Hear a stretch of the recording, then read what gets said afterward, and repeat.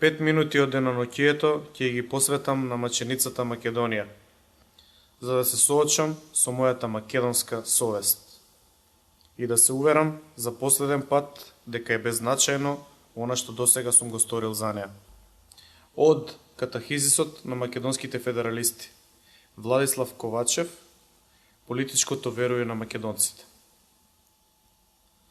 Започнав да пишувам затоа што тоа беше некоја внатрешна потреба која што рационално не може да се објасни.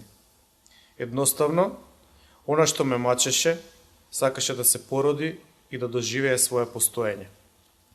Првиот текст кој што воопшто сум го објавил беше писмо испратено до Дело, што кореспондира со мојата наивна фаза. Станува збор за 1995 година. Тогаш започнав активно да се вклучувам во политичките текови на ВМРО-ДПМН. И тоа со цел, проста цел, за да придонесам, за да помогнам да се промени режимот која беше најавна жал на Македонија. Тој прв текст е краток и ми се чини дека појасен не може да биде. Насловен е Македонци, обединете се. Прост наслов со многу јасна порака. Порака која што до ден денеска за нас е неостварлива.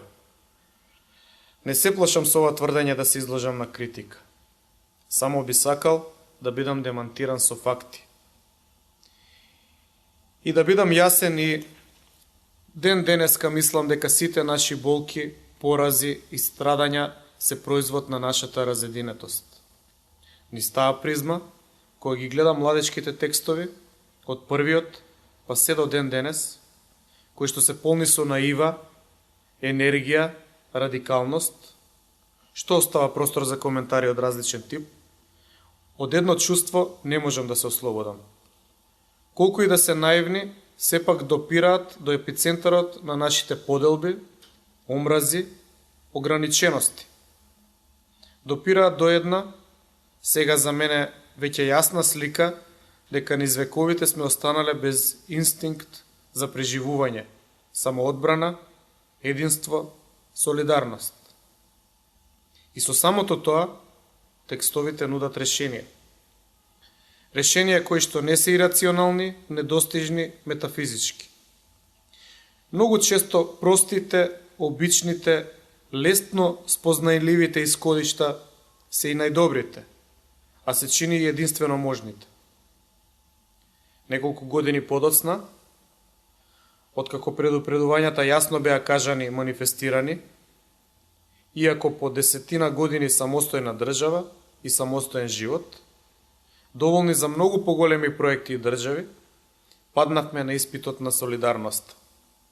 Во воениот конфликт, кога нашата држава беше нападната од протекторатот Косово, како и од банда на криминалци и убици, кои денеска раководат со Македонија како награда за трудот, додека нашите бранители беа во ровови на 15 на километри од Скопје и притоа гинеа, во Скопје животот течеше вообичаено. Освен што многумина самобендисани, татини синови беа надвор од Македонија, претежно на Халкидики. Како ништо да не било, паднавме на испитот на солидарност. Тоа е знак дека нешто тука не е како што треба и оти државата ни виси на конец.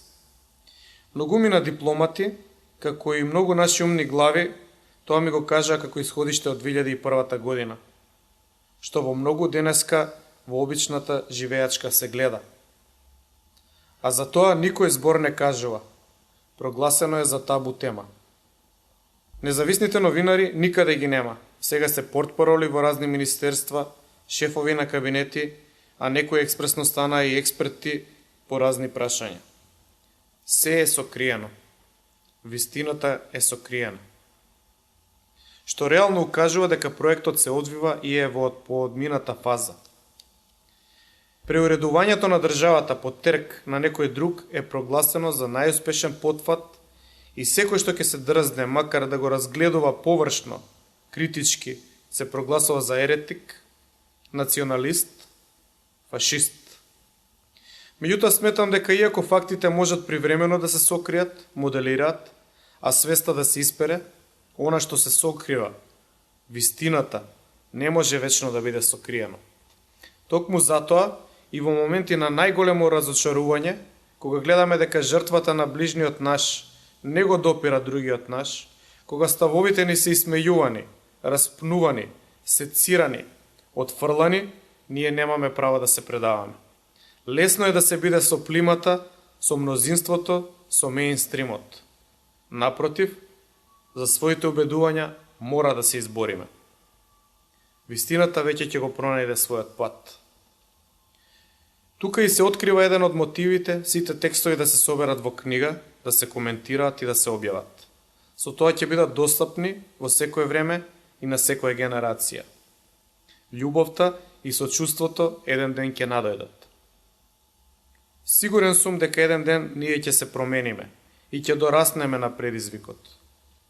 Не ни требаат херои, само ни треба да сме свои на свое. Дали нашата приказна ќе светли, како патоказ ќе одговорат некои други наши.